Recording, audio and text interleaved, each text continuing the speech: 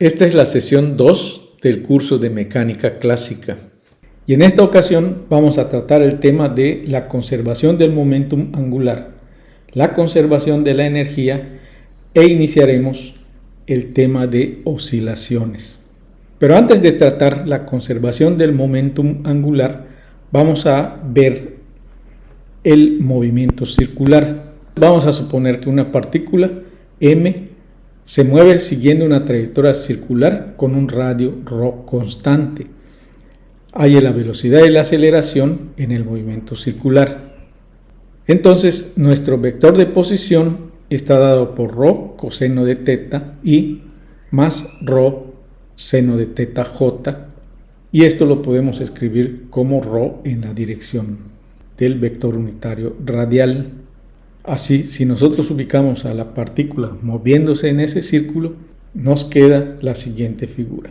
Ahora, si nosotros hallamos el vector de velocidad, derivamos el vector de posición respecto de t y nos va a quedar que el vector de velocidad es ρ por teta punto en la dirección de teta. Así, si ubicamos al vector de posición y al vector de velocidad en el mismo círculo, tenemos la siguiente figura. Así tenemos al vector de posición en la dirección del vector unitario radial y al vector de velocidad que está ubicado en función del menos seno de teta i más coseno de teta j. Por lo tanto, el ángulo está en la parte superior izquierda, lo que implica que el ángulo que se forma entre el vector de velocidad y el vector de posición es de 90 grados, siendo que nuestro vector de velocidad es tangencial. Si a partir del vector de velocidad hallamos el vector de aceleración, derivando el vector de velocidad respecto del tiempo, obtenemos la siguiente expresión, en donde, por supuesto, juntamos los términos que tengan teta 2 puntos y los que tengan teta punto cuadrada, y reconocemos a los vectores unitario radial y unitario tangencial. Si la velocidad angular es constante, entonces la aceleración angular es 0 y nos queda que el vector de aceleración está en la dirección radial. Y por supuesto nuestro vector de velocidad que hallamos anteriormente, vemos que ese es tangencial. Si tratamos de hallar el movimiento circular teniendo únicamente la trayectoria que se sigue por la descripción de una longitud de arco S, y a partir de esta longitud de arco queremos hallar nuestra velocidad y nuestra aceleración, obtenemos que esta velocidad es ρ por teta punto y la aceleración es ρ por teta 2 puntos. Si hacemos omega igual a teta punto y alfa igual a teta 2 puntos, pues obtenemos la expresión de la velocidad y de la aceleración en función de la derivada de la longitud de arco. Vemos que la velocidad y la aceleración angular halladas son tangenciales, que en el caso de la velocidad no tiene problema, pero que en el caso de la aceleración le hace falta la parte radial, por lo que para tener un cálculo completo es necesario siempre partir del vector de posición. Vamos a utilizar este concepto de la aceleración tangencial en el péndulo simple. Entonces, considera una partícula de masa m atada mediante una cuerda de longitud L constante a un punto fijo conocido como pivote, y que a partir de una posición cualquiera de la cuerda extendida se deja iniciar el movimiento. Halle la ecuación diferencial de este movimiento y tenemos la descripción de nuestro péndulo simple, el cual, si nosotros hacemos nuestro diagrama de cuerpo libre y a partir de este diagrama de cuerpo libre hacemos las sumas de fuerzas, nos da que la suma de fuerzas radiales son 0 y nos queda que t menos fg coseno de teta es 0. La suma de fuerzas tangenciales es diferente de 0, ya que el movimiento es en la dirección tangencial.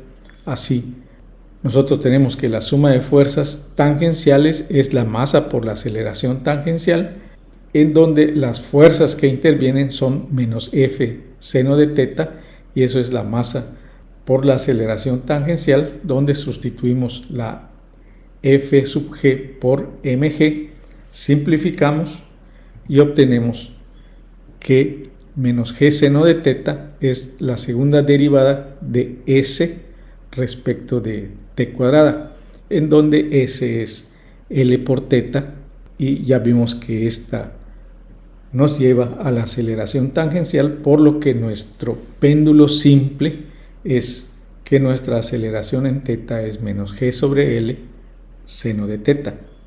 Para que nosotros podamos observar la conservación del momentum angular, tenemos que tratar a la torca como un análogo rotacional de la fuerza. Si una fuerza F actúa sobre una partícula localizada en un punto P, cuya posición respecto al origen O del referencial inercial queda determinada por el vector de posición R, la torca tau que actúa sobre la partícula respecto al origen se define como la torca tau es igual a el vector de posición en producto cruz con el vector de fuerza, en donde sabemos que nuestra fuerza es la variación del momentum respecto de t, por lo que la torca la podemos escribir como R cruz el vector P punto.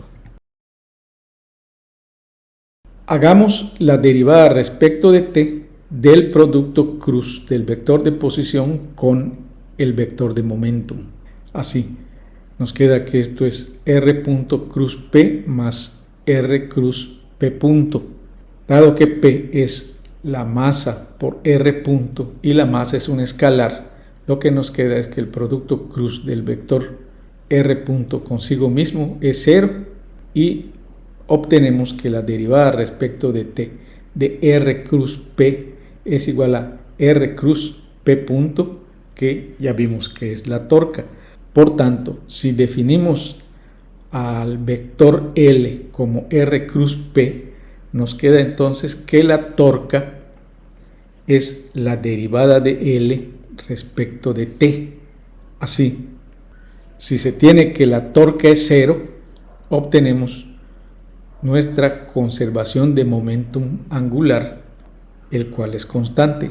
Y entonces se establece que si en una partícula libre no se tiene el efecto de ninguna torca, el momento angular se conserva.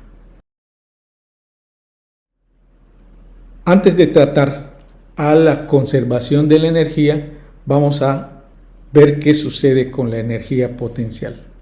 Así, existen dos maneras alternativas y equivalentes de definir a la fuerza, una por medio de la segunda ley de Newton y otra es en función de la energía potencial, y que se escribe como menos el gradiente de U, que es nuestra energía potencial. Así, nuestro vector fuerza se puede escribir como una sumatoria de la parcial de U respecto de X y en la dirección del vector unitario EI. Entonces, si el trabajo lo definimos como la integral de F punto dr, en donde sabemos que F es menos nabla U, nos queda que nabla U punto dr es el diferencial total de la energía potencial U. Y entonces el trabajo es la diferencia de la energía potencial en el punto U1 menos la energía potencial en el punto U2. Lo que nos dice esto es que la energía potencial necesita de una referencia, por lo que la energía potencial carece de significado absoluto y únicamente son las diferencias de energía potencial lo que tiene sentido físico, o lo que es lo mismo, la energía potencial depende de la referencia inercial. Con este concepto ya podemos tratar la conservación de la energía. Sabemos que la energía total es por definición, la suma de la energía cinética más la energía potencial, en donde nuestra energía cinética es un medio de la masa por la velocidad cuadrada y podemos ver esta velocidad cuadrada como el producto punto del vector de velocidad por sí mismo. Así, la potencia, que es la derivada de la energía respecto de t, es la suma de las derivadas de la energía cinética más la derivada de la energía potencial, en donde la derivada de la energía cinética respecto de t la podemos ver como un medio de la masa por la derivada del vector de velocidad respecto del tiempo en producto punto con el vector de velocidad más la velocidad multiplicada en producto punto por la derivada del vector de velocidad respecto de t. Como el producto punto es conmutativo, entonces la derivada de la energía cinética respecto de t es la masa por b punto en producto punto con el vector de velocidad, lo cual se puede simplificar como que la derivada de la energía cinética respecto de t es f punto r punto. En general sabemos que la energía potencial es función de la velocidad y cada una de las coordenadas depende del tiempo, así que podemos decir que en general la energía potencial depende de la posición y del tiempo, por lo que si derivamos la energía potencial respecto de t aplicando la regla de la cadena es la parcial de u respecto de x por la derivada de x respecto de t más la parcial de u respecto de y por la derivada de y respecto de t más la parcial de u respecto de z por la derivada de z respecto de t, más la parcial de u respecto de t.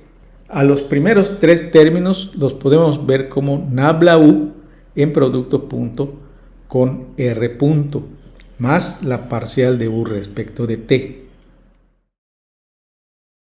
Así, la potencia total entonces nos va a quedar como que la derivada de la energía respecto de t es f punto r punto más nabla u punto r punto más la parcial de u respecto de t.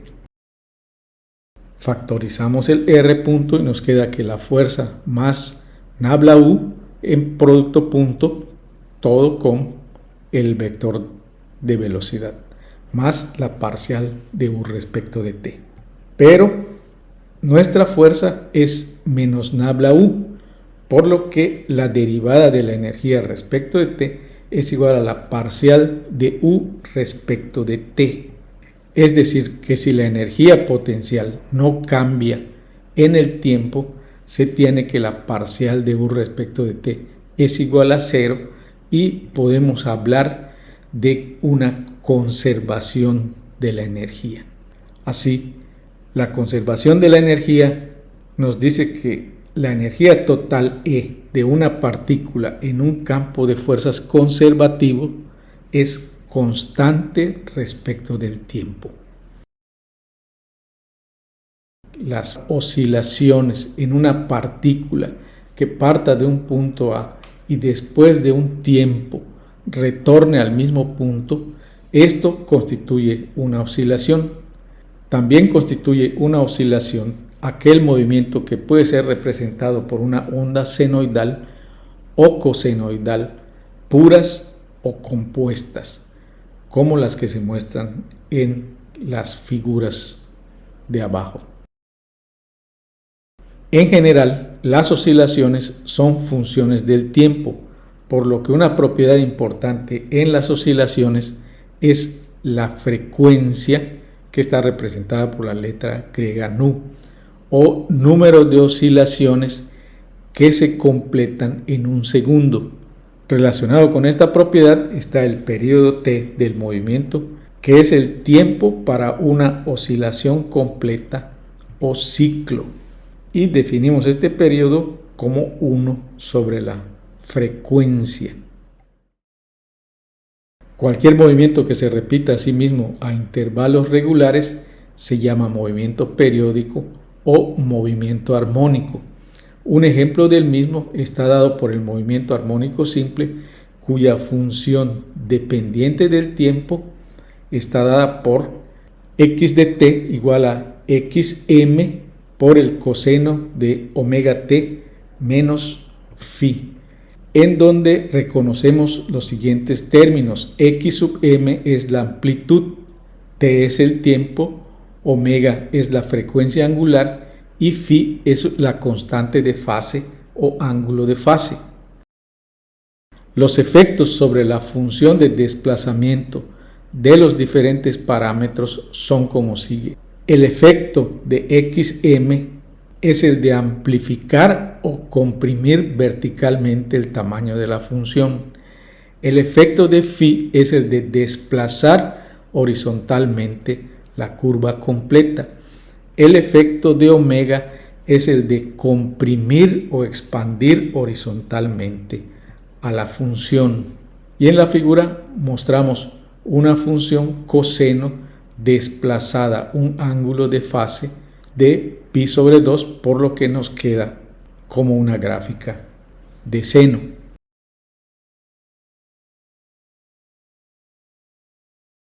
Si hacemos phi igual a 0 y dado que el movimiento es periódico, es decir, que se repite a sí mismo después de un tiempo t, se tiene que x de t más t es x sub m por el coseno de omega de t más t.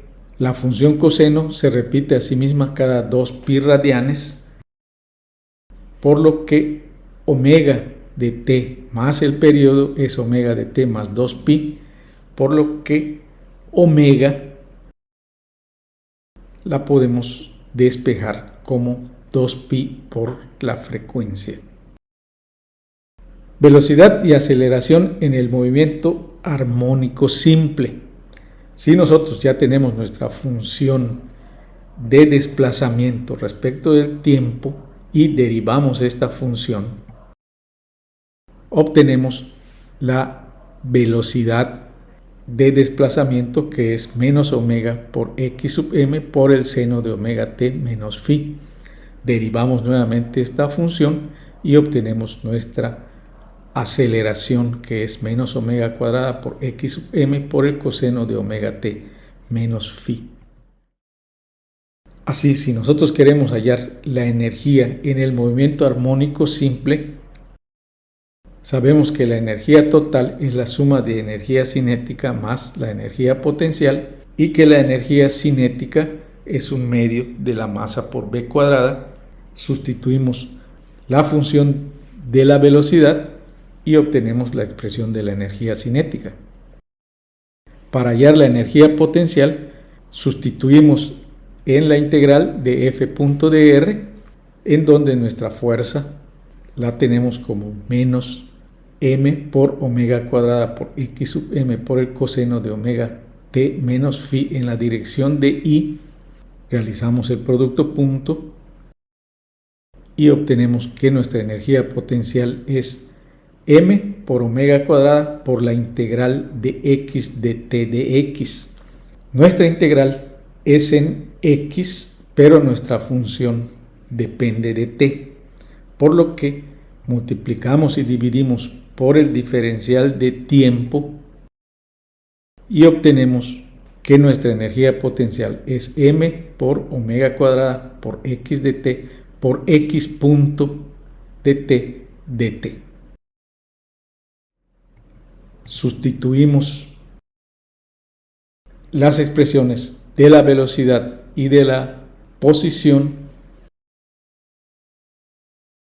y nos queda que nuestra energía potencial está en función del coseno y de su derivada, por lo que nuestra energía potencial es un medio de m omega cuadrada por x sub m al cuadrado por el coseno cuadrado de omega t menos phi. Así, sumando la energía cinética y la energía potencial, nos queda que la energía total del movimiento armónico simple es un medio de la masa por omega cuadrada por x sub m al cuadrado. Vamos a graficar en GeoGebra la función del armónico simple poniéndole algunos armónicos. Abrimos una página en blanco de GeoGebra, definimos un deslizador A que vaya desde 1 hasta 7.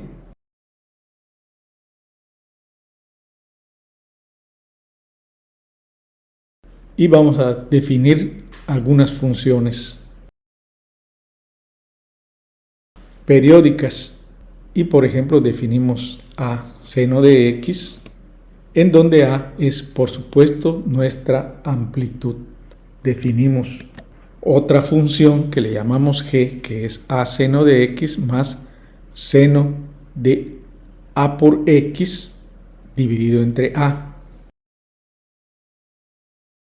Y definimos otra función h de x, que es a seno de x más 1 sobre a por el seno de ax más el seno de a más 2 por x dividido entre a más 2, y vemos cómo se empieza a modificar la función.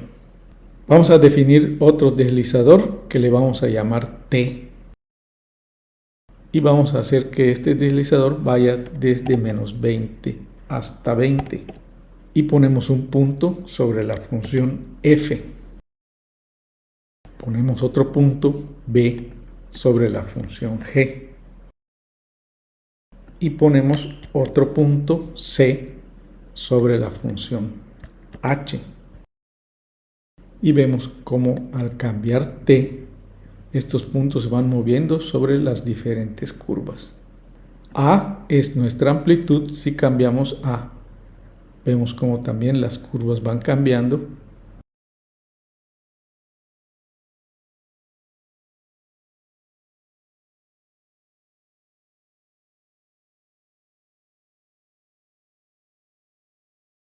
Pero los puntos B se mantienen sobre las diferentes curvas.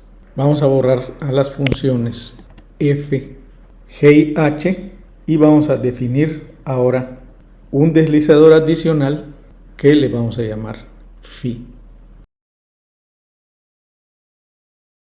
Y vamos a hacer que este vaya desde menos 90 hasta 360. Vamos a definir también otro deslizador que se llame omega sub 0 y que vaya desde 0 hasta 50. Definimos a nuestra función f como a coseno de omega sub 0 x menos phi, y ponemos un punto a sobre la función f, y vemos qué pasa cuando empezamos a cambiar t. Si cambiamos a, cambia el tamaño de la función, ya que esta a es nuestra amplitud, pero si cambiamos el ángulo de fase, vemos cómo cuando phi es 0, la función es una función coseno. Cuando phi sea de 90 grados, la función coseno se vuelve seno. Lo mismo va a suceder si la desplazamos menos 90. Solamente que es una función seno que inicia con negativos. Entonces el efecto de phi es el de correr a la función completa, y el efecto de omega es el de comprimir a la función. El efecto de a es el de hacer más grande la función. El efecto de omega es el de hacer más amplia la función, y el efecto de phi es el de correr a la función completa. Bien, en la siguiente sesión vamos a resolver el resorte ideal y el resorte amortiguado, viendo por supuesto las conservaciones de energía de este resorte ideal y también del resorte amortiguado. ¿Qué pasa con la energía en el resorte amortiguado?